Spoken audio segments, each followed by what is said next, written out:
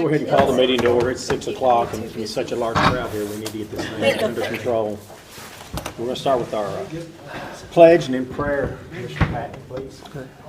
Pledge allegiance. To the flag of the United States of America, and to the republic for which it stands, one nation, under God, indivisible, with liberty and justice for all.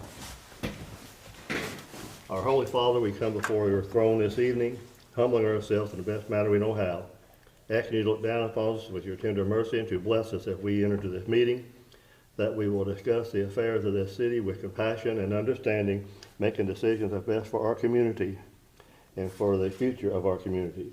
Bless us in all we do, forgive us where we fail thee, in Christ's name. Amen. Amen. Good job. Welcome everybody out tonight. First item, we will start with the approval of the minutes. Make a motion to approve the minutes. Second. Motion is second. Any further discussion? Oh, there's one thing I'm not sure there, but Jill, I think Sandy was present. You don't have her attending, but you've got her in the minutes. You might want to put under attending, add Sandy. Okay, thank you. So I'll approve them as amended. I didn't even catch it. We have a motion. We have a second? We did. Yeah. Okay, those in favor signify with aye. Opposed, same. That motion passes. Next item is the bills. Move payroll bills. Second. Motion is second. Any further discussion? Those in favor signify with aye. Opposed, same. That motion passes. We're going down to new business. The first item is the tourism economic impact study we have John, I just went blank. Buchanan. Buchanan. I was going to, Barkley was about to come out, and I'm like, where are they? Buchanan, that's your name, Buchanan? Well, it could be in some places. John Buchanan with the League of Cities works in the Economic Development Department of it, and we have worked with him on an impact study of not only the amphitheater, but tourism downtown events as well. And he's come tonight to kind of give a report on where we're at on it. I mean, It's a very nice brochure. you want me to send you one electronically? Yes. Okay. Okay. Well, I still need one more. You'll need one more. Anyway, we got it. Got plenty. John, I'm just going to turn it over to you. Good enough. Do you want me to come up to the podium or stand where I am? Just whatever's Whatever you comfortable. wanna We're pretty laid back. We don't get too carried Well, I away with it. understand how that is. And to anyone that gripes about how slow government moves, you all are very efficient, so I really appreciate that. I'll try to be just as efficient in my presentation as well. So like Mayor Sandifer said, I'm John Buchanan. I'm the Community Economic Development Advisor with Kentucky League of Cities. And one of the services that I bring to the league is the ability to conduct economic impact studies.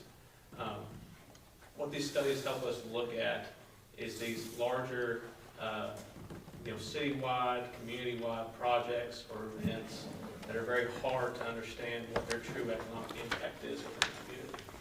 Utilizing these impact studies, we can kind of get a closer look at that and give, so to speak, our best guess on what the total impact is. Now, some of the numbers within this plan are fantastic. They look great. I do want to caution they are just an estimate at the end of the day. Granted, they're as close as we can get to a crystal ball as possible. This software we utilize called IMPLAN, I-M-P-L-A-N, is software that utilizes information from a number of different data sources, whether it's the Census Bureau, Bureau of Labor Statistics, Bureau of Economic Development, as well as state partners and local entities to gather information. Uses that information, puts it into a matrix, creates a mathematical function called the Leontief production function, named by a very smart man who discovered how to do it a very long time ago. And what that function does is take all the variables within the community, all the different industries, all the household spending, all the government spending, taxation, savings, things like that, puts them all together into one function and tells us how they interact with one another. Right? IMPLAN is a software that's become very good at doing that. It is the leading software used by economic developers for economic impact studies. And what we're looking at is a relationship between industry to industry, industry to household, households to government, so on and so forth. And those relationships create what we call economic activity. We're all interacting with one another. Those dollars are going all over the place, right? So one thing that we can measure with that is tourism. And in the city of Beaver Dam, you guys have a fantastic tourism attraction known as the Dam, where you see tens of thousands of visitors visit your city every single year for fantastic events. And not only the dam, but also the city park and the various city events that take place here throughout the year. In working with the mayor and commission, we decided we wanted to take a look at what exactly that means, not only for the city of Beaver Dam, but also the surrounding region. And so we, over a course of a few meetings, determined how many visitors the city was seeing from events from the last year, 2024. And we were able to use the implant to track how much the average visitor to the city was spending per day, how many visitors you all were seeing, and how many different events were coming in. And using this, we looked specifically at what the impact is to the city, what the impact is to the greater region, and then also the possibility of expanding the dam and what a new increase in visitors might look like in the future should that project take place. So starting off here with the first impact, looking at the 2024 results just for the city of Beaver Dam, we saw that over the course of 2024, y'all had just over 300,000 visitors come to the city for the amphitheater and various city events taking place. All told, that created about 59 new jobs in the city, drove in about $1.9 million worth of labor income, created over $6.6 million in value added. That's another term for GDP, so local GDP. And then all of those combined, along with the initial spending from all those visitors, ended up at about $10.4 million of economic activity in the city. Now, I do want to stress that $10.4 million is not a revenue figure for the city. That is a capture of all the economic activity going on in the community at that time. So that's what businesses are making, lodging, restaurants, things like that. That's what's happening within the community as a result of all these visitors coming into the community. And we've broken down that further by the different events taking place by the dam. The dam had about 45,000 visitors in 2024. It alone generated about $1.3 million in economic activity. If you want to look at the Strawberry Festival, $550,000 on its own. Christmas Festival and Parade, over $200,000. The Fast Draw Tournament, just a shade over $3,600. All those combined working together. Now, if we want to expand that outreach and look beyond the city limits of Beaver Dam and beyond the confines of Ohio County and look at the greater region, that economic activity explodes. So looking at the surrounding counties, we've got Davies, Hancock, Breckenridge, Grayson, Butler, Muhlenberg, and McLean, also Ohio County included in that. Total employment added in that region in 2024 as a result of all these events was 145 new jobs, driving about $5.6 million in labor income, $13.3 million in value added to the region, and a shade over $22 million in that 8-county region, just from those events, those 300,000 visitors coming to Beaver Dam in 2024 alone.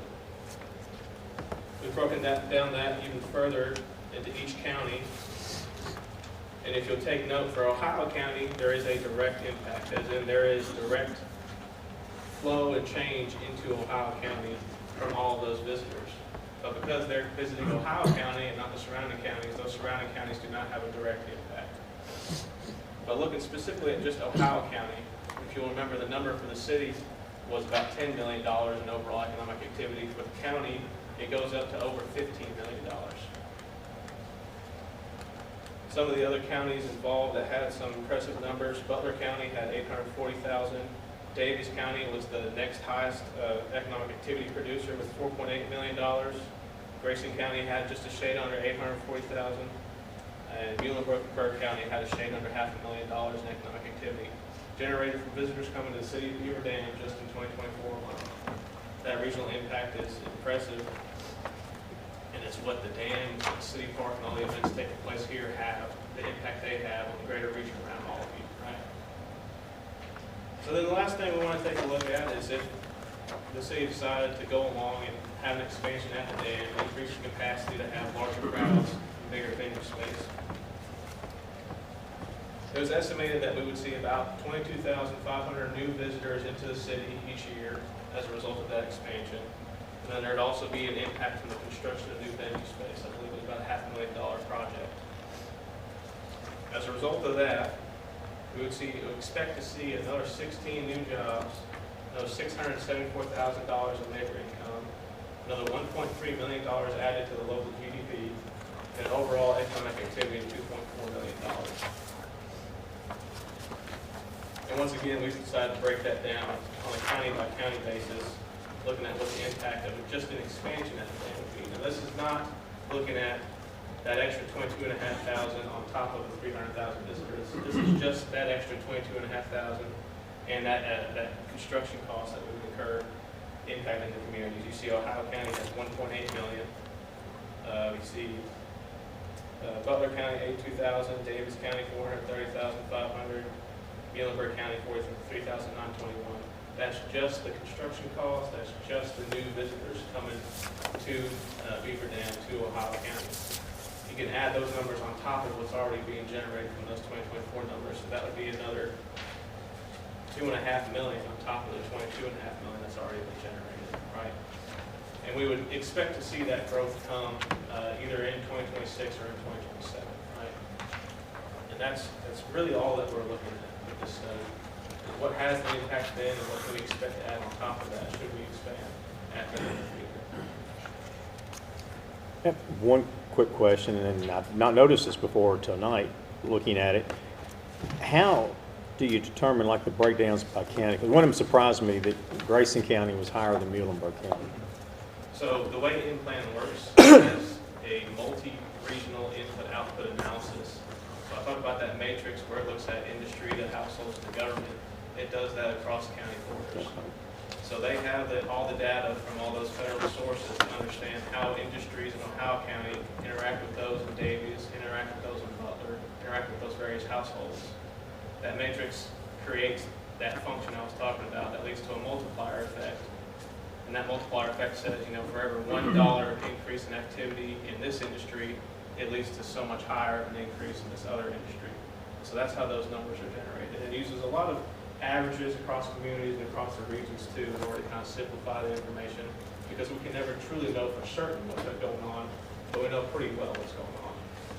And so even though it might seem like interactions between Ohio County and Butler County aren't very great, looking at the data, we can see that different industries are interacting with each other a lot more.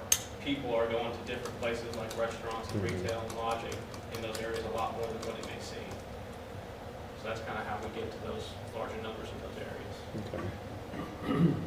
One way I could see Grayson County having more is because people coming from Louisville. That's Well, what I Be was stopping there, that might be where they're getting the extra. That's And I didn't exactly think what about I that. was. I'm like you, I would've thought Muhlenberg County was. was higher, but Yeah. that's the only thing I come up with. Well, There's so anybody many people coming from east would go to Grayson County Yeah. after they left here, even to spend the night, because And it's part of 30-minute the drive. methodology too, with talking about these visitors, so we use an average number for their expenditure Right. per day, and that comes from the state level, the state's own tourism cabinet. They did an economic impact study as well back in 2023, so we utilized that number.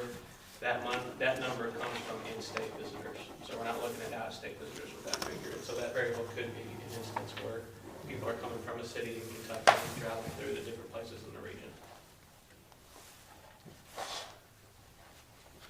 I know this is a fairly new project for the league, but do these numbers, do they kind of go along in line with other studies you've done? I mean, Oh, yeah, it's, absolutely, yeah. you weren't surprised, I was surprised by them. Oh, no, I will say, and the numbers are impressive to me. I will say, I've done previous studies on tourism in Perry County and Hazard, where we saw kind of similar figures where people are visiting the city on a much more frequent scale than some might think. And then at the same pace, for what you all see as residents as, a few thousand people on the weekend, you think, oh, well, they're not doing a whole lot. They're just coming into town to see a baseball tournament or go to the dam, and that's about all it is. But really, they're interacting with your businesses, they're interacting with your restaurants a lot more than you would realize. And those effects just compound with one another, right? And so $1 I spend at the dam on a beverage or just on my ticket goes into the cost of equipment, the cost of personnel, paying those workers. Those workers got to eat and sleep somewhere too, so they're continuing to spend it out in your community. Mhm. So we see those dollars continue to get spent over and over again within the community. And that's what drives the larger multiplier effect in that figure of economic activity. Well, this kind of goes along with what we also have been in the past, and still are working with a retail consultant, and they just did our numbers again this last couple of months. Our population in what they're calling our retail area has gone from 36,000 to 40,000. And that's people that come into the city, I think it's at least twice or either 2 or 3 times a month, every month. And It's amazing how they track them with the cell phones. Yeah. They go to Walmart, they go to the schools, they come to the Parkway, and they come downtown. Of course, the same kind of information that the software uses as well. You can track, there's a lot of information out there that can be tracked publicly, whether it's financial data or credit card information, what have you. Well, and that's one thing we've done with the amphitheater and the tourism commission, working with the group. We do have that access to the phone database. We can tell you, it's amazing, tell you who was at the concert, and tell you where they came to the concert from and where they went when they left the concert. I don't know that I like that, but The world we live in. I had an opportunity Saturday, I was at Huddle House, and there was a bus driver from Hardin County. He was talking on the phone, and he was like, this town's a lot bigger than I thought it was. So he talked and talked and talked, and we got off. I said, I'm getting ready to embarrass you, James. So I walk over to the table, and I said, I'd like to let you know everything that's going on in Beaver Dam this weekend. And he was quite impressed, and so I have a feeling that, I told him about the shops and of course the downtown Christmas celebration and everything that was going on. His wife was with them, so I'm hoping that they stopped in and took advantage of some of the things going on. And I'll add too, especially with the methodology for this particular study, we used a lot of averages and a lot of kind of lower end numbers for the amount of visitors we expected. And so it's my belief, my firm belief, that this estimates that you see within the study are probably lower than what's actually happening in the community. We do try to come in on that lower end. We don't want to rise everyone's expectations through the roof, right? But again, I think what this plan shows and what a lot of impact studies show is that, the economic activity that you see day to day in your community means so much more than just what happens in Beaver Dam, just what happens in Hartford, just what happens in Ohio County. It expands well beyond the boundaries of a city limit or a county line, so. And I know the state releases numbers every year about tourism, and I've always questioned it, because I ask them, where do they get their information? And I talked to our counterpart with the county tourism, she said, well, they call and ask me how many people's been there. I'm like, do you tell them, where do you get the numbers for us? And she said, well, I don't know your all's numbers. I'm like, so they're not contacting us. I just found that out in the last year or so. Right, so the state partners with an entity called Tourism Economics to put out their economic impact study each year. The way Tourism Economics goes about doing it is through a survey. Well, they'll reach out, they'll have the state help reach out to either county tourism departments or different tourism agencies and just ask them, how many people are you seeing?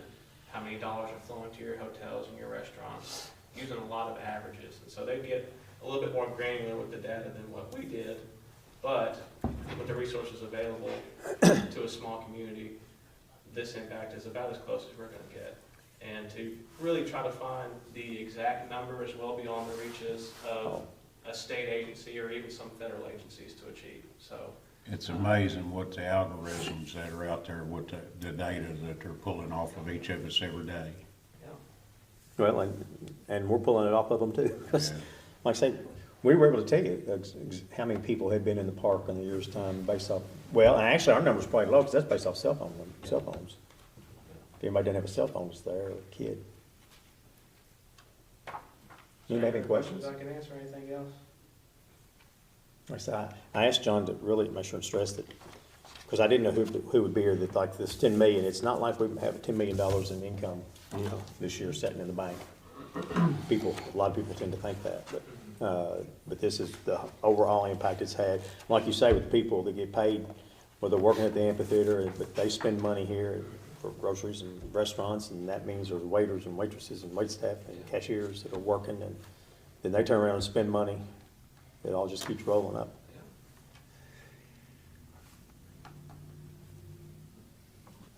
We appreciate it very much. Of course. Thank you all for having me. Anything else you'd like to add? Thank you very much. We'll certainly put this information to good use. And to anyone interested, we'll put this on the KLC website as well. I'll have our comms team get on that tomorrow morning, so that's available public to anyone that wants to see it. So. That was sort of a question I had.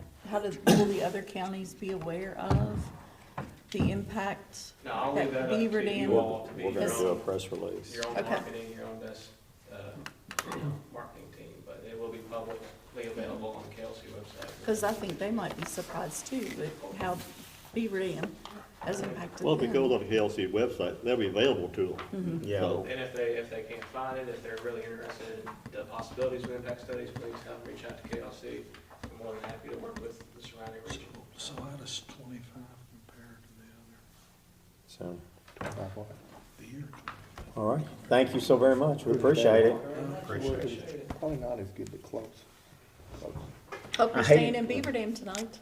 Unfortunately, I gotta be back on the road, but thank you. Oh, Thank you well, all safe so much travels, for having safe me. Well, travels. Thank you for taking time. I hate that I asked you to come down for such a short presentation, but Oh, no, it's fine. we do appreciate it very much. I was just, happy to visit the cities, and I got to see y'all's wonderful Christmas lights up. A beautiful time of year. It's really pretty. well, you stop and eat at one of the restaurants and enjoy yourself while you're here. Now, I might have to do that. well, thank you so very much. Thank you all again. Y'all take care. Appreciate it. Do you have any questions or comments?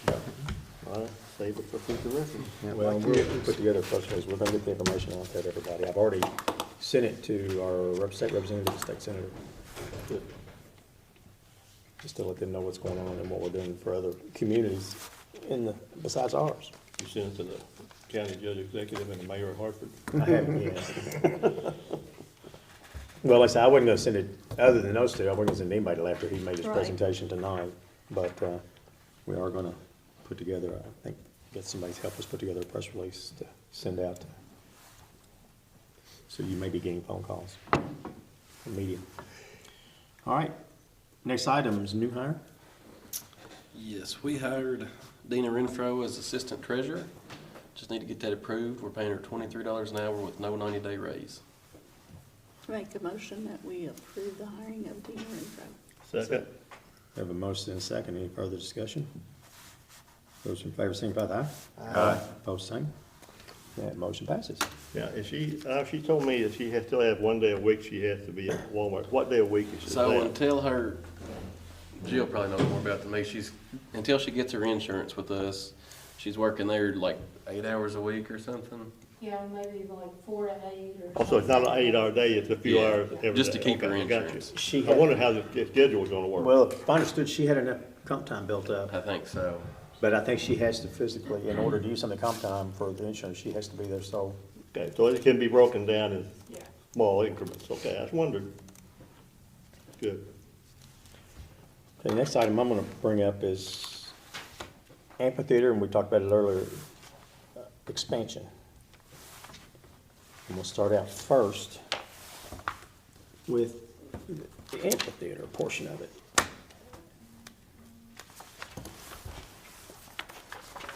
I don't know how many of these I made. These are two different ones. So, I know, the pages are just stapled together wrong, sorry. that's okay, no problem. What we're looking at down there, and the first page, what I've got is the first page, I'm sorry, This one, yeah.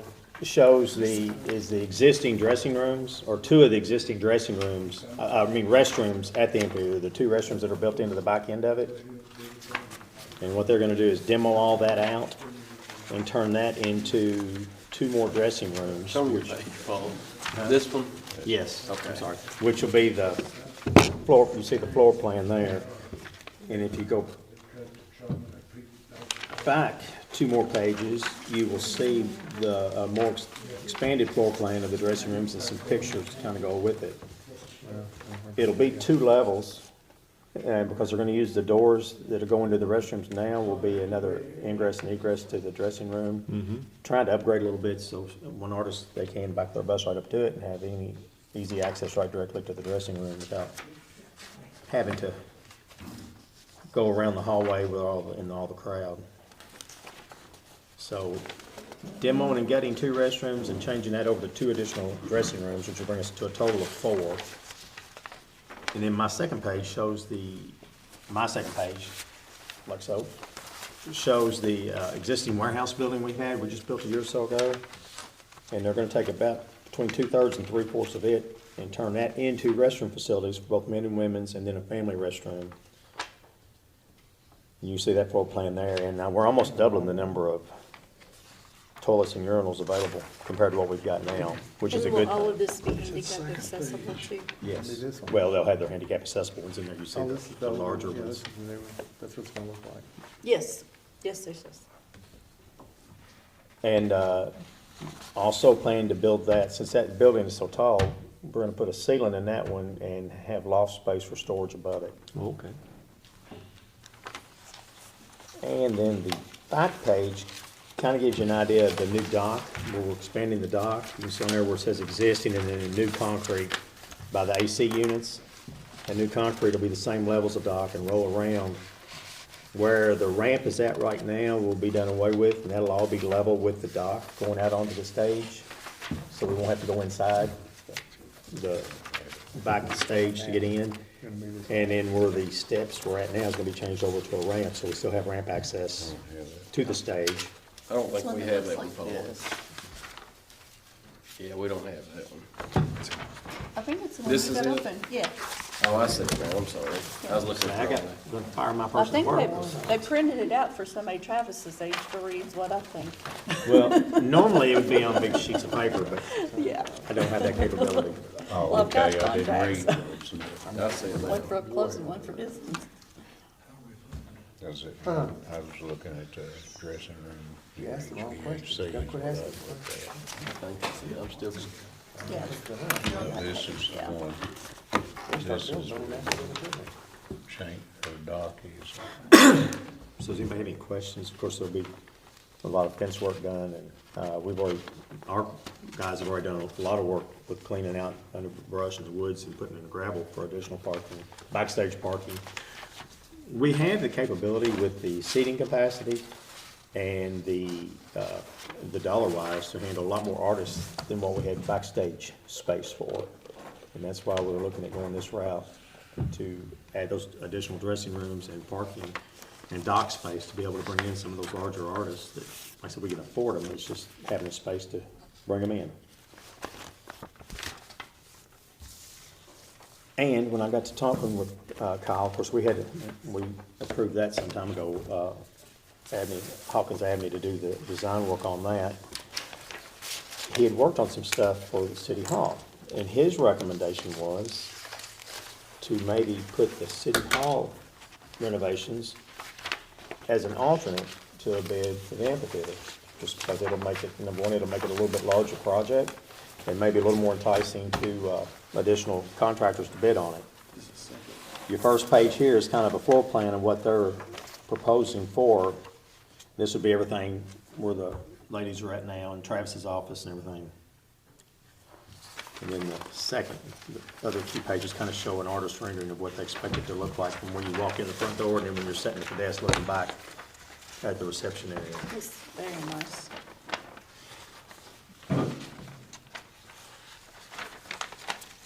Gonna bring you up into the whatever century we're in.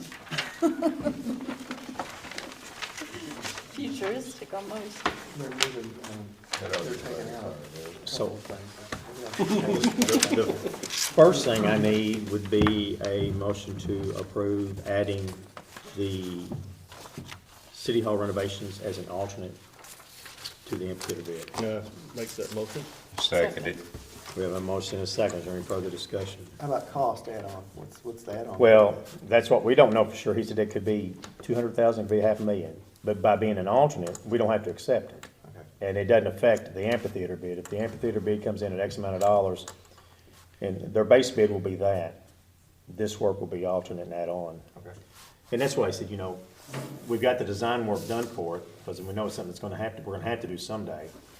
But he said right now may be a good opportunity, while they're doing all this other work, you might get better pricing on stuff. And it might be worth our while to go ahead and do it now. But again, we can always not accept the alternate. That's right. So, I do believe that office is due an update. just a little bit. Okay, we have a motion and a second. Any further discussion? Those in favor signify with aye. Aye. Opposed, same. That motion passes. Now I'd like to entertain a motion to approve for a bid opening, advertise for bids sometime in January for both projects. Well, one project, base bid being the amphitheater, and alternate being add-on of the city hall building. So moved. Second. We have a motion and a second. Any further discussion on that one? Okay, being none, those in favor signify with aye. Aye. Opposed, same.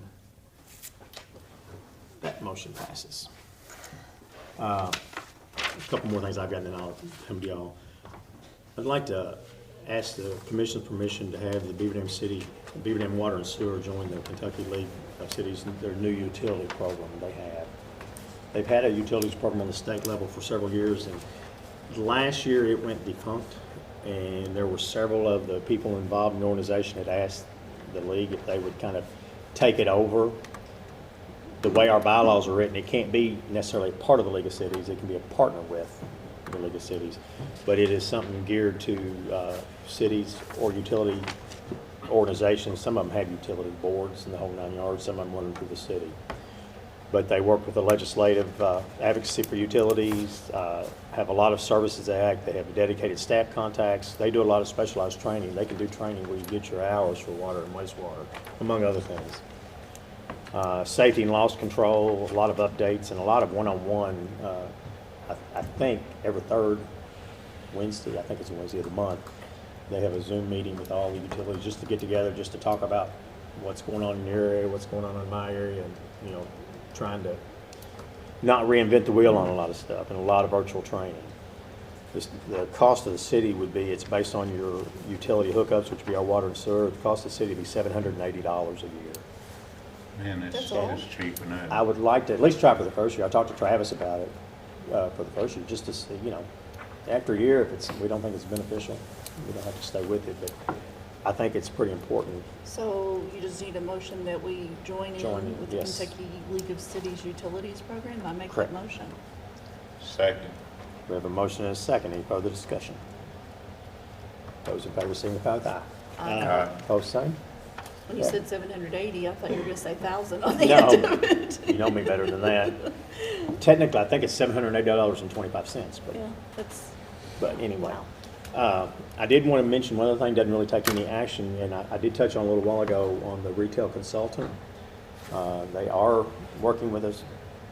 They're still working strongly with the hotel, 2 different hotel groups. They are working with some other retail businesses about locating here. They put a lot of information together that we can share with anyone here who may be thinking of opening up a business. If there's some, because I would love for local people to open these businesses instead of being corporate. And we've got the information for them, but I did think it was interesting when they did their last study on the people coming into town, that they did up our population area to about just over 40,000 people in the areas that someone comes here at least 3 times a month. Right. I Other than that, know at Shepherd's, we have a lot of out-of-town people that come there. A lot of I out-of-town know folks. the shoe store does too. Oh, yeah. Uh, Well, and I've heard Charlotte, I've talked to Charlotte, well, and even Jeff and Chris on the furniture side and the appliance side, a lot of people from out of town shopping That's there. great, yeah. So we know we get a lot of Butler I know County. Sarah has a lot of out-of-town online and such. I was just amazed at the areas that they come from on a regular number. So, with that, I will ask Commissioner Crump, if you have Everything anything? seems to be going real well. If it's not, I haven't heard anything about it. How's and I'll ask Travis this, I don't mean to put you on the spot. Everything's finished with the Take a lift station. lift station up? Frank with GRW is coming down this week, and we're gonna do the final inspection, but everything's on board and running. And the old one's already demoed, so we're ready to go. It's a much needed improvement. And a lot of federal dollars brought into town to take care of that. so Exactly. And very minimal expense to the city, That's what we like to do. so. Okay. I think it was total somewhere around a $720,000 project, and the city was at about $35,000. Wow. So Can't beat that. I'd have to verify those numbers, but that's my rough figuring. Commissioner Robinson, you? As far as I know, everything's going good. Travis hasn't told me anything different. I haven't heard from any of the public complaining or questioning or anything, so I believe all is well. Okay. No, I'm good. I think the police said they're gonna black channel that when we go around to him. Okay. I'm good too. All right. Travis? I have a bid here for a mower, a brush cutter for the front of our skid steer. I'd like to ask you guys to be able to purchase it with our park development money, with some of our park development money. It's for $14,250. I would say it's probably needed, especially It would with the be, expansion. we borrowed one from Expansion. Regional Wastewater, and don't know how we have went without one. Really? They're handy. I've never thought that we would needed one, and it's nice. What, what do you mow with it? Well, we did all that Banks, clearing at the everything. amphitheater with it, and, Okay, all that, okay. and we could do anything. Really do something. Instead of having to take a tractor and cut down brush and get flat tires, and it's way faster and safer.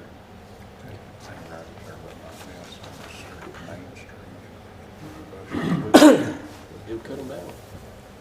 I make a motion, we buy the brush cutter. Second. We have a motion and a second. Any further discussion?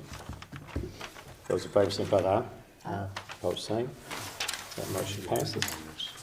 And I might need AV's help with this one. Miss Moss on Bruce School Road, the car, Yes. how do we need to handle that? Had a what? How do we need to handle that? Me and you talked, You talking about the $600? that's right. Oh, well, if we take the position that basically the city was treating it as a bailment, which means that we took possession of it recognizing that somebody else owned it to get it off the property. We then sold it. And as anybody that holds a bailment is then responsible for paying it out to whoever it actually belongs to. So we just need a motion to write it. Motion authorizing the treasurer to write a check for $600 to the, well, that's a good question, because there's 15, 16 of those heirs. To the Moss family?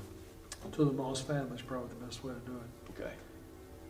And I just want to add for clarification, the vehicle is not licensed, so we had no way of tracking ownership of it, because it's an older vehicle that hadn't been, it was still for scrap, so that tells you a bit about it. It wasn't like we could have got a license plate number and called somebody to come get it.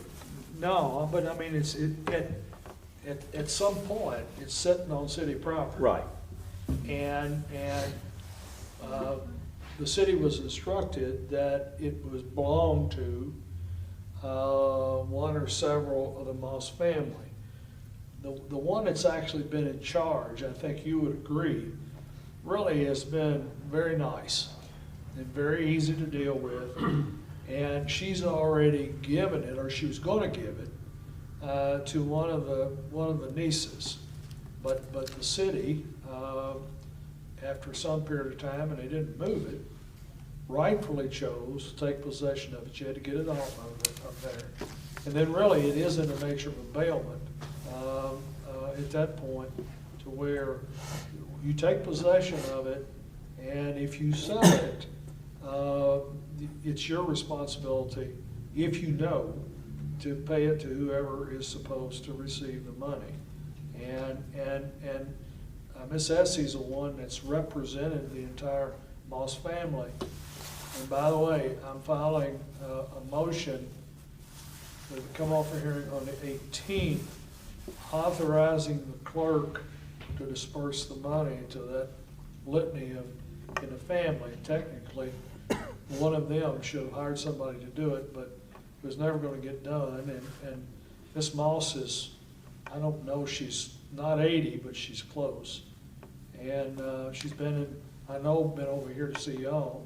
She's been to see me several times. So we're going to get the money dispersed. She made the list with the address and everything of everybody. And I think our position is, she's a representative of the Moss family. We issue a check,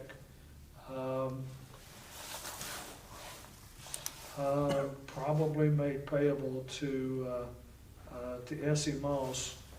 And I think, Travis, I probably need to get some type of statement from her, an understanding and agreement from her, that she's going to then disperse the money to the family.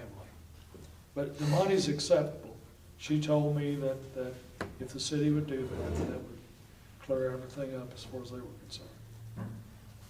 I mean, we're doing this to show her that, we're trying to do good faith. I know. And we don't want to mistreat them. No, And, and I think she knows that, and I think that's why she's been so good to no, work you with. haven't. You could have taken possession of it a long time ago, and there's been multiple discussions, I know, with Travis about what we're gonna do, what we're gonna do with that vehicle, because it's just sitting there. And I thought it had actually been moved, but no, I think this is entirely. I think there was even a lot of stuff left inside the house, wasn't there? Bunch.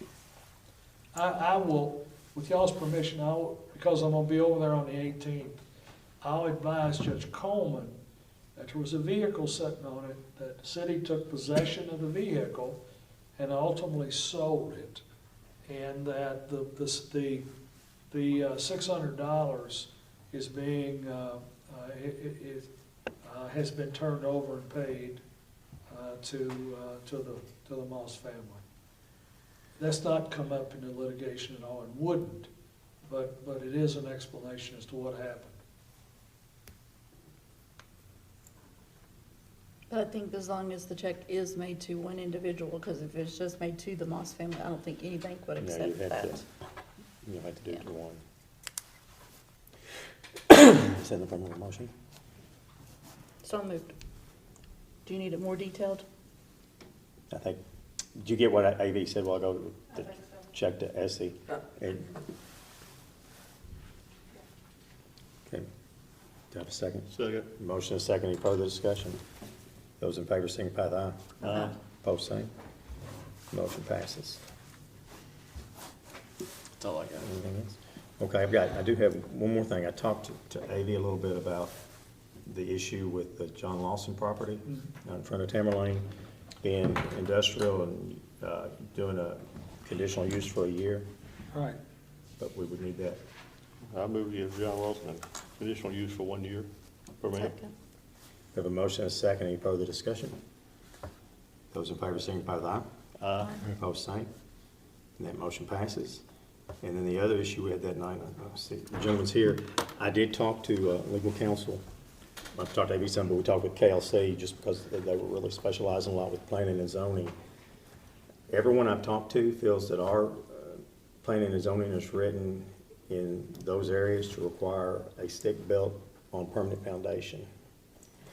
And, go ahead. No, and that's where we run into the.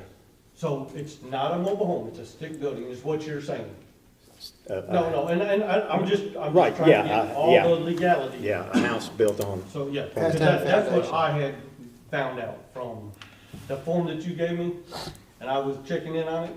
They said it does not pertain to me because that is for mobile homes, modulars, and all that, and he said, you do not have a Right. foundation, footer, is what you were saying? Well, just what's considered a stick-built home, built on site, just a, So and I'm just no, that's, trying to make sure that I don't spend all the money to get this thing picked up, hauled off, or moved, do something, and then it's not the right something. What are y'all defining as a permanent foundation for that building? It has to be concrete. Your house, the building has to be 20 by 45, 900 square feet at least. I'm looking right at the Kentucky website right here. That ain't what the supervisor. I am looking right on I looked it up last night. Kentucky Building Code sets the minimum standards at that. So, I mean, it cannot be made out of prefabricated material. It has to be either wood, stone, concrete, or steel. It's wood. Again, I'm just reading what it says. Do you want Is to? that for a tiny home? It says anything, it has to be minimum 900 square feet, 20 by 45. That's not a tiny home, if it's 900 square feet. It can be considered anything, and that's what they were My house over in talking. Hartford wasn't considered a tiny home, and it was 940 square feet. I mean. No, And it's called I'm a not trying to argue. no, I'm no, not trying to be- I wasn't aware what Kevin was. The supervisor in Frankfurt that I talked to about all this, this is if you took what you have, which is considered according to the rules, a shed.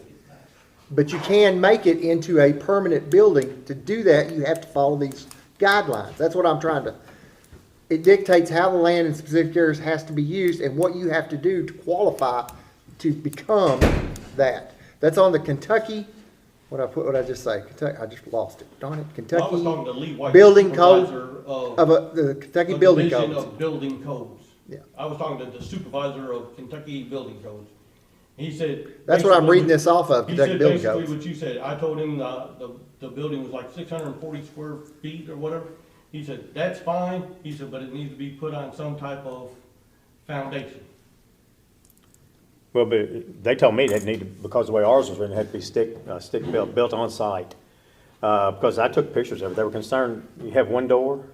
We're gonna add. I know, but that stuff, there's a lot of stuff, because the codes, because of the doors, the windows in every room, the size of the windows versus the size of the room, I don't even understand all of it. But Yeah, proper it's insulation, not considered a ventilation, stick fire built. safety systems, When it's brought in, it's water, considered sewage, and electricity, all required. a shed or a Yeah, prefab. but I mean, I can only go by, what I'm told, and then y'all go, and apparently, they don't know because two different people are telling them. Well, Well, I'm, like I said, I'm reading it right off the website, which is where I got the information for this. And it's pretty right on the, it tells you exactly what you have to do. So the information that you're reading came from the same place? I'm reading it off the The Kentucky. supervisor told me I could do it as long as I got permission to move it and put a foundation in it. It has to be, it says He here, said I would still have to fall under all the building codes, which would be the amount of windows, and I said, yes, I was going to do that. yeah, it also has to be on a permanent foundation too. Cannot be on And- brick, well- cannot be on blocks, it has to be on permanent foundation. Now I'm reading, it says, a pre-built shed has to qualify under the following restrictions. It says it has to be put on, and it has to be significantly upgraded to meet strict local codes, has to be on a permanent foundation, it has to have, like you said, the windows and the doors, it has to be all that. It has to be insulated, it has to run under electrical codes. There's all these things, and then it goes from being a utility building, which is a U, to a R1, which is residential 1. That's what it says. There's a whole bunch of stuff you have to go through to do it. So, and again, I'm reading this off the website, so I went and looked They at it. don't make a shed that's 900 square feet. Yeah. You know how big that would have to be? Again, I'm No, just reading it. I'm not saying that, I've got the biggest shed I could find, and it's only 640 square feet, and it's a 16 by 40. So you're talking about adding another 300 square feet onto that thing? Yeah. How big would that have to be? 20 by 40, you said? It's 20 by 45. 45. That's what they were using as a an measurement. example. 20, at least 20 foot, it has to be at least 20 foot wide. It can be wider than that, but it has to add up to 900 square feet. But It's also got to comport with the local code. Right, it has to do with the local codes, yeah. And then you can't, y'all, I'm just talking about the council, the commission, you can't lose sight of the history of this thing. This has been a major issue for both communities, and Beaver Dam certainly, where you didn't have these structures that were properly anchored. And the problem is, you really can't have an exception to it. Because if you have an exception to it that doesn't meet the state code and the local code, then you're gonna have others fall in line with the same type structure. So whatever is required, but not just to the state, but of our own. Yeah, Now, is it, where you live, is that an R1? yes. yes, Well, see, that's where our planning and zoning says it has to be stick-built. It can't be modular, it can't be double-wide, anything like that. It's gotta be stick-built on site. that's what Mr. White said. You have a stick-built structure, is Not- what he is calling it, per everything from his coding. It is a stick-built. I don't know who Mr. White is, I don't have any idea. He's the supervisor of, You said he was with Kentucky Building Code? This is where I'm getting this from, is Kentucky His Building name Code. is Lee White, the Technical Advisor Supervisor, Division of Building Code Enforcement. I guess our interpretation of a stick-built house, though, is as a regular brick, wood, vinyl siding home built on site. He told me, he said, that's a stick built, you can make a house out of it. He said, as long as you follow all, put the doors in, put the windows in, put And- the electrical in. And meet city codes. Yeah. I mean, I ain't trying to throw nobody under the bus, but I know there's 2 people over there in Hartford living in the same thing just about that I've got. And I know y'all are a different commissioner, but it's the same planning and zoning. Yeah. I understand that too. So, I mean, I know at least 2, possibly 3. And Nancy permitted those? I don't know, one of them said they went to court to be able to move into it, is what I've heard. I don't know the legalities, I don't know, this is just what I've heard. I've never knocked on a door and talked to them. But I do know there's at least 2 over there. I don't. One of them was a building, and now he's shut the building down, and If he's Nancy living in handled it. them over there, why shouldn't she handle this? Because he got all the codes for a building, and they granted it for him, and now he shut the building, shut the business down, and is living in it. The other thing is, the final decision is here.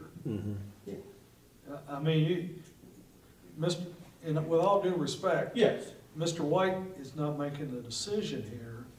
The decision ultimately as to what can be put in the city limits of the city of Beaver Dam. Well- Planning Commission has an important role, but the ultimate decision is here as to what is allowed. Exactly, and I'm just wanting to know, I mean, if y'all are in agreement to say, move it out, put a permanent foundation there and move it back in, I don't look at it that way. I don't see it that way. I see it just like a stick-built home built on site. And I look at any neighborhood, go around Twin Hills, for example, or behind Pete's Hut, if somebody goes and buys a lot, and it would, that structure would not fit in with those neighborhoods, with the surrounding neighborhoods. Don't we have something on the board where you can't have a prefab home? In R1, it's not a prefab. It is prefab. It was built before you put it up. It's not a prefab home.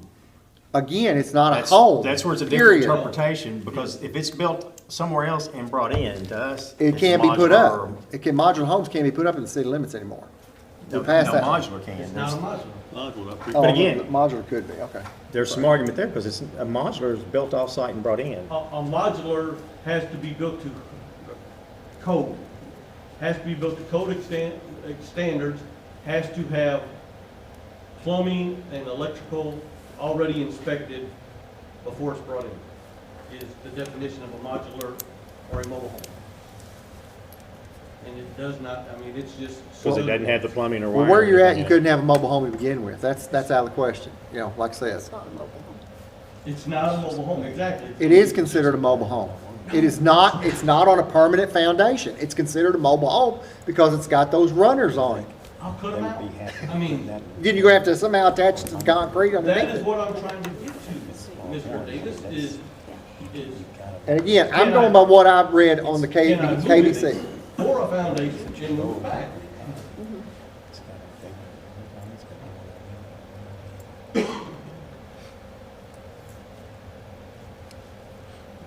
And I think our interpretation is that it would not fit in that neighborhood. What I In read that this weekend is R1. it does not qualify. I mean, I'm being honest.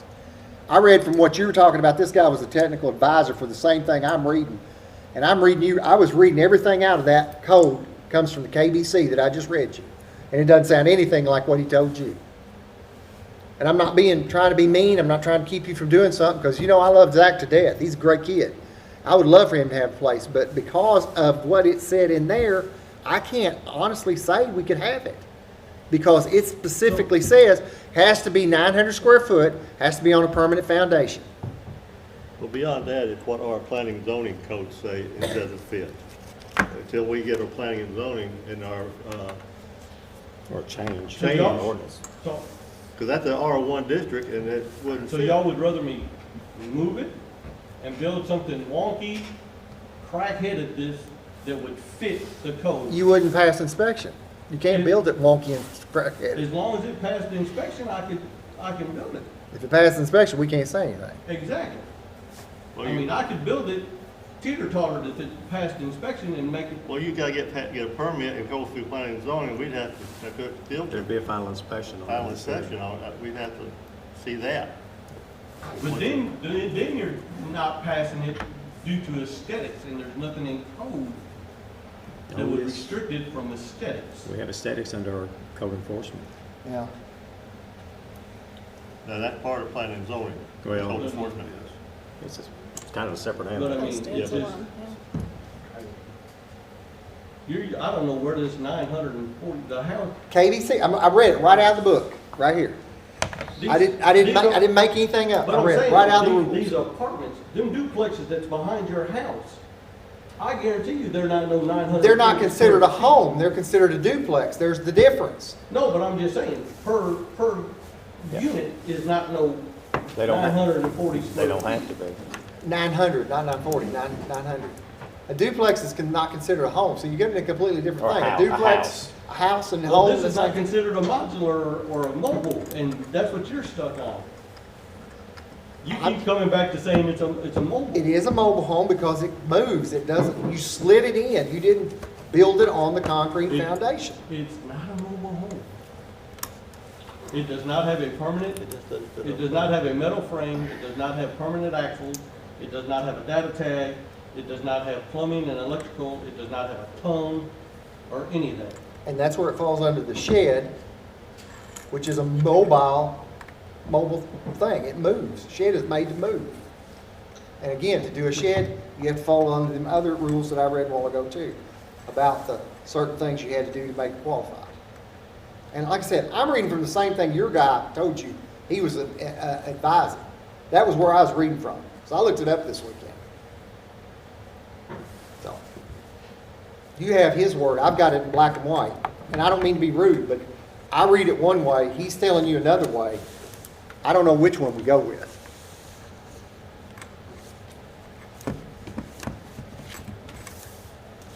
So I guess we're back to saying then, can I put the breezeway in it and put all my plumbing in the building that exists? See, there's another question he got. I actually brought this up to him. Could he put a residence in the garage, the building that's there? That is a permanent structure. And it does have concrete. If he put a lavatory or whatever, a bathroom, Put all the plumbing in Yeah. it, the kitchen and. would that be legal? Because according to what I read on it, that is partially legal to do something like that. But again, I don't know if he could use the, whatever you want to call it, the outbuilding, the building. I don't know if he could still sleep in that and use it because he has to have electrical, he has to, and it's supposed to be on a foundation. Again, that may be, that's a That's separate something I would thing. have to go back and ask. Yeah. I didn't ask the aspect of Yeah. converting a garage to a residence in an R1. And that's something that He because, wants to attach that building to that garage. yeah, and there again, that's something that would be a completely different thing.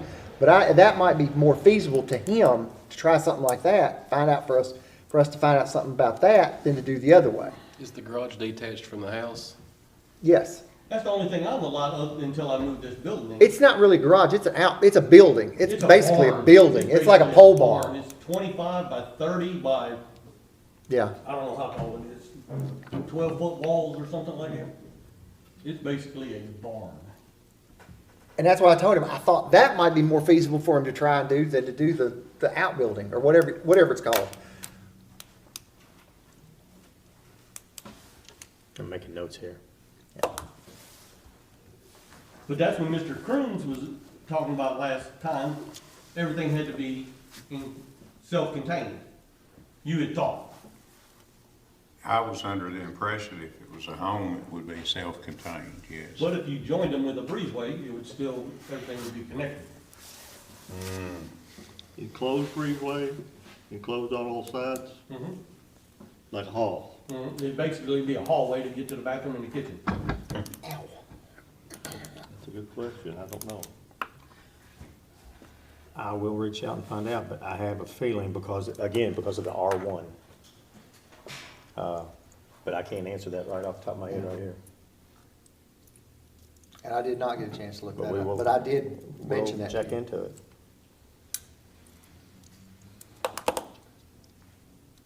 Okay. Mike?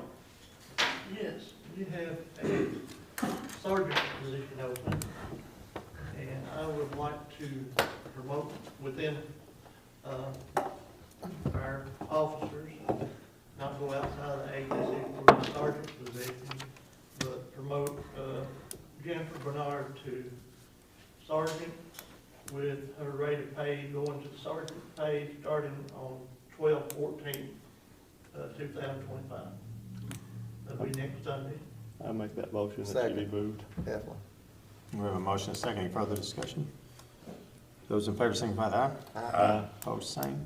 Motion passes. You're not gonna talk about advertising? Oh, yeah. I'm like, wait a minute. Yeah.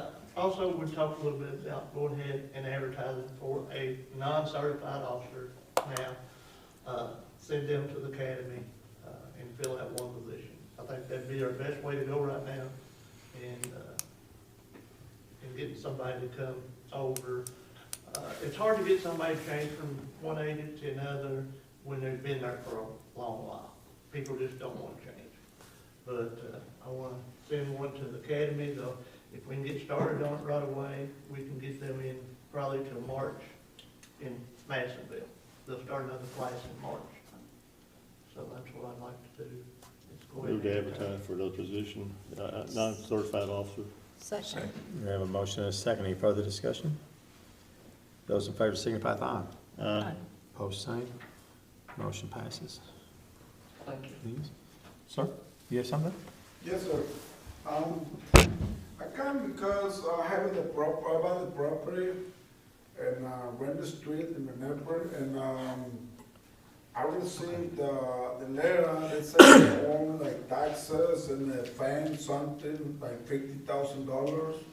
15. I ordered like this year in September, and I think the guy he's supposed to, I don't know why I got this charge for $15,000. What's he talking about? There was, it's a piece of property here in town, right on 62 West. The 4 lots, Paul Decker owned them at one time, and it's sold. Greg or and- Paul? Huh? I remember Greg on one too, was it Paul or Greg? It's Paul. Okay. And, I think the grass, something like that is big, but when I'm by the property, to the next day, I Well- clean down. what happened, the previous owner had numerous code enforcement violations. It would not come, would not call, would not do anything. And after the warning order and the final order, there was a $15,000 lien placed against the property. This gentleman purchased the property without doing a title search, title opinion. That's correct. Plus there was ad valorem taxes on it. And the taxes have been paid, correct? Yeah, the taxes are already You paid all the back taxes? Yeah, but the problem is not the taxes. I come over here and I pay like 2 years he's on, and this year is mine. So I pay all 3 years already. It's only like $300, you know? Yeah. I already paid, but that's not the problem. The problem is the jar, the lot is really mass, you know, it's bad. The grass is this big. That's why there were fines against I'm it. thinking the guys, call the guy who sent the letter, but the guy, he live in Owensboro, he have an Owensboro address, and he don't live over there. He moved to Tennessee, and he said he don't know, so, Can we do that? Oh, he knew there was a lien against it, he just didn't tell you about it. and I don't do the title search because he showed me the taxes. He paid, but he paid only Ohio County taxes, and he never paid city Yeah, taxes. never paid the city taxes. And that's why I don't do the title search, because he showed me the receipts, and I'm thinking they'll be okay, you know? But I don't know, he got those. And when I buy the property, I tell him, I say, hey, that grass is only like 20 inches, and you got maybe like 6 foot long, you know? It's really big. And he said, no, I don't have a problem. Are you cleaning the property up? Are you trying I to? do the same day when I buy the property. I do the same, and I clean it really nice. I got 1 week Yes. working there. It's nice right now. Yeah. But you know, I got more properties. You know, all my old properties. I pay taxes every time. I clean down. But I don't know about this. You know. Yeah, I think that's what we need to do. I mean, that is okay, isn't it? Okay? Can we just forgive that lien? Do what now? Can we forgive that lien? Sure, I mean, that's our prerogative because it's our lien. sure. Well, I mean, if he's cleaning it up, that's all we wanted anyway. That's exactly. Yeah. I think that, do you want to make it a motion? Yeah, I'd have to I make a motion that we forgive the lien and let, Release. since he's clean, release the lien, excuse me. I'll second that. And, so that if you're cleaning up, that's all we're concerned I with. do. I Thank do you. the same day. when I buy the property, when I go, make the deed, like recording, I come clean down, you Okay. know? Yeah, in your motion, authorize city attorney to take steps necessary to get the lien released. Get that, Jill? We have a motion and a second. Any further discussion? Who was the first one? Kevin made the I motion. second. So what are we doing? You don't have to pay anything. Those in favor, signify by aye. Aye. Opposed, same. It is gone Motion now. It's passed. gone. You don't have to pay anything. Okay. It's, Already? Will he get a letter stating Well, that? we'll get, AV will have to write up something. Yeah, release you- it, so- You've been to my office. You've been to my office. Sharon works over there. When do you want to go? Well, they passed the motion authorizing me to take the steps to get the lien released, which will take a few days. Okay. But once it's released, legally, you owe nothing, Okay. okay? Already, thank you. And we look forward, All right. I'm curious, do you have any plans for the property? What? Do you have any plans with the property? What do you plan to do with it? Yes, I tried to fix the house, like make it Uh-huh. like, you know, smaller, but make it like nice, brand new. So, So there's a house on I the don't know property. what I There's have one to house do. left. I think it's where, Long You just go remodeling it and stuff, getting it better. Yes, yes. Works good. Good. I was just curious. I tried to do this year, but I received that letter from him, and I said, man, I don't know, you No, know? I understand. No, it's, And I put a lot of money into that house, you know, and I don't wanna lose more money. well, no, and I understand that too. And like I said, we had no problem releasing the lien under the circumstances. Okay. That's where the fell through the cracks. The lien was placed some time ago. And he failed to tell you about that. But it's not your responsibility, so we're happy to do this. Alright, thank you. Thank you. Thank Thanks. you. Good to see you. Nice seeing you too. Okay, I'd like to entertain a motion to go into closed session and discuss that. We need Oh, I'm sorry. to be more specific on the sergeant pay, because we don't really have a set sergeant pay. On that motion to promote and give sergeant pay, We can look at Amy and see what the sergeant making now. well, but it's not really a set rate. We don't really have a set rate for patrol or sergeant, or, Talking about- 26. Before we start that. that's what the previous one made. That's what the other made. Okay, so Which is 26. it needs to say that in the motion. Okay, you can add that in there. Just to discuss this, I know we're in this litigation we're in the middle of. Yeah. Move to a closed session. Update on it, and there won't be anything conducted, any business afterwards, just more of an informational type right To now. my nurse, yeah, I can answer that here if you want me to. Well, okay. We've had a alias summons issue,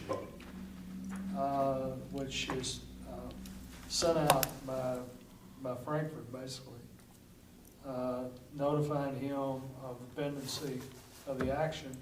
He will have 20 days from the time that they pick it up. Now, somebody does have to sign for it. So assuming it went to the corporation and to him, assuming somebody signs for it, then the summons is effective. Okay. So if somebody in his office signs for it, it becomes, If somebody signs for it, from that point on, we'll take the position he's been notified. Okay. And he's got 20 days to file an answer. Then what will happen? I'm assuming when he files an answer, he's gonna contest this. And if he does contest it, then we'll file a motion and have a hearing, basically on whether or not the city, number one, has the authority to force the removal of the two fences and the poles, which is what the whole litigation is about. Now, the fire department, we've got an expert on it, so, of course, that's a motion for temporary injunction. It's not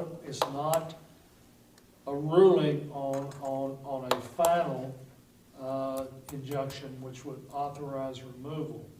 But the evidence will, I think, will be the same, and once we get him before the court, then everything shifts into our favor, I think. Okay? Okay. I just was curious, I knew we were having I trouble. don't know Finding. why they ever, to this day, I don't know why they call it an alias summons, but that's what it's actually called. In this situation, because everything's done electronically, comes out from Frankfurt. Once we're notified that it's been sent, if anybody signs for it, our position's gonna be that it's been served. Because he probably won't sign. But somebody, if they pick it up and sign for it, our position is. Is it like certified mail going to him? Yes. But he's going two places, it's not just going to him, Yeah, it's going to him and and the the corporation, company. it's two different addresses. So somebody at next mail room might say, well, I signed for Yeah, it. secretary Our can sign. position is he's been served. Yeah, the That's secretary exactly signs for it, our we're good. I'm gonna just, worst case scenario, no one does sign for it. position. That happens every once in a while. Then, I can't imagine a corporation as big as they are would do that, but well, he's done it to this point. Yeah, I And know. Travis, did you get the second of the bills? Have we sent you the second bill from Mr. Watts, who's the Yes. process server? Yeah, I don't even know what that last bill, how much it was, but somebody, the only other way to do it is to send somebody down there.